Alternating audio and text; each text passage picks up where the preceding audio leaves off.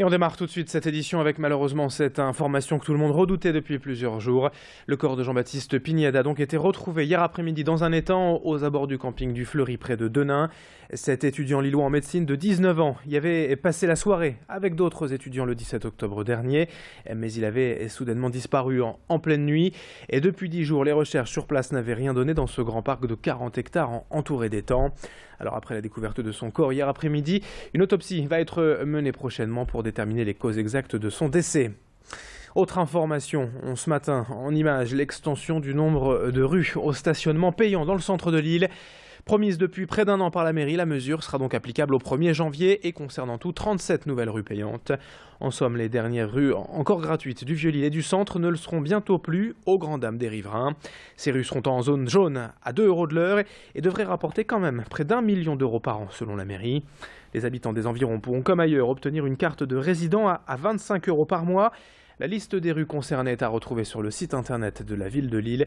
Et on écoute le sentiment de ces passants, de ces riverains dans le Vieux-Lille au micro de Louis Caillé. Un peu de la recherche d'argent, je pense, de la mairie, on va dire. Paris, voire Empire.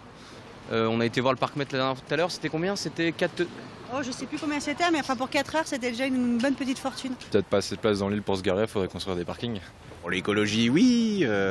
Après, je pense qu'il y a beaucoup de personnes qui ont quand même besoin de leur véhicule parce qu'ils vont à des endroits précis. J'ai pas de voiture, mais si j'en avais une, ouais, je pense que ça me ferait chier. Je pense que c'est surtout pour forcer les gens à marcher, déjà, première chose. Et seconde chose, c'est pour avoir des caisses, enfin avoir de l'argent dans les caisses, tout simplement. Ça reste des impôts plus ou moins indirects. Voilà. Donc, désolé pour vous, les Lillois. L'actualité en images, ce mercredi, c'est également l'ouverture d'une nouvelle crèche à Leuzen, au cœur du centre d'activité Synergie Park.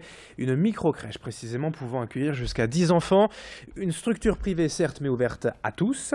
Et pour encadrer ces enfants, une auxiliaire de vie et une ancienne maîtresse de maternelle sont présentes tous les jours.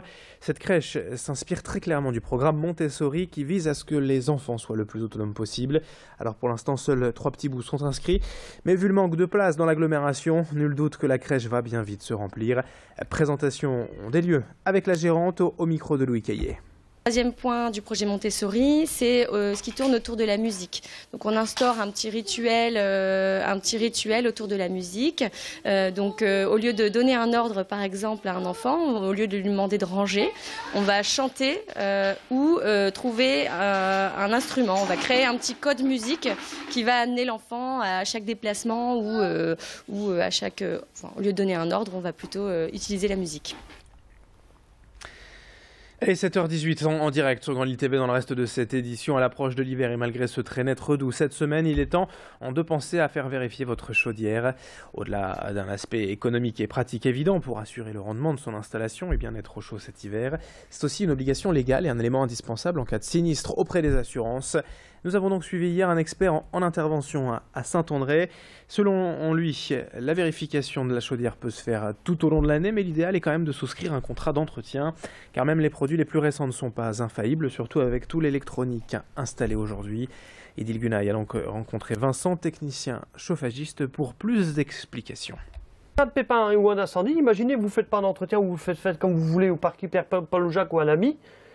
S'il s'avère que c'est votre chaudière qui a pris feu, là, rassurez-vous, vous perdez votre maison. L'assureur va vous demander les 2 justificatifs, ou soit de la chaudière, et si vous êtes en tirage naturel, pas en condensation, mais en gaz brûlé, il va vous demander le ramonage de la cheminée. Si vous ne pouvez pas donner un des 2, vous risquez d'avoir des gros problèmes. C'est-à-dire ? Vous perdez votre maison. Donc si vous investissez 300 000 €, vous perdez 300 000 €. Et puis on termine avec notre semaine spéciale Watt-Rollo. Aujourd'hui, reportage à la Cité des Sports, un lieu dédié, comme son nom l'indique, au sport en tout genre. En premier lieu, tout de même, les sports de combat sont à l'honneur avec 2 dojos, une salle de boxe et une salle d'armes pour l'escrime. À l'extérieur, la structure propose également un terrain de foot en herbe et un terrain de baseball. Un lieu qui fait en tout cas le bonheur des jeunes de la commune, particulièrement friands des activités diverses proposées ici.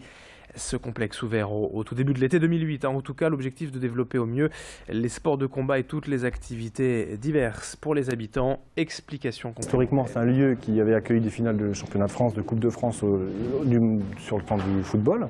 Ça, c'est ce qui se passait sur le terrain qui est encore juste à côté. En cet endroit-là, les associations qui sont ici depuis 2008 ont de leur côté des résultats qui sont satisfaisants au niveau national.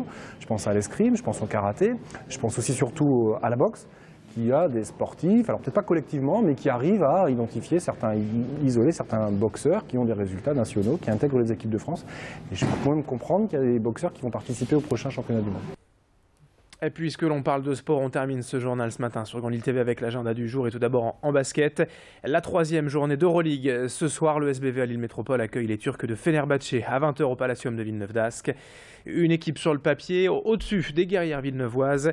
Mais les filles de Fred Duzard restent quand même sur une sévère défaite en Coupe d'Europe la semaine dernière à Salamanque en Espagne. Et elles auront bien sûr à cœur devant leur public de prouver qu'elles ont bien leur place dans cette compétition européenne. Rendez-vous donc ce soir 20h au Palacium pour ce match ESBVA Fenerbahçe.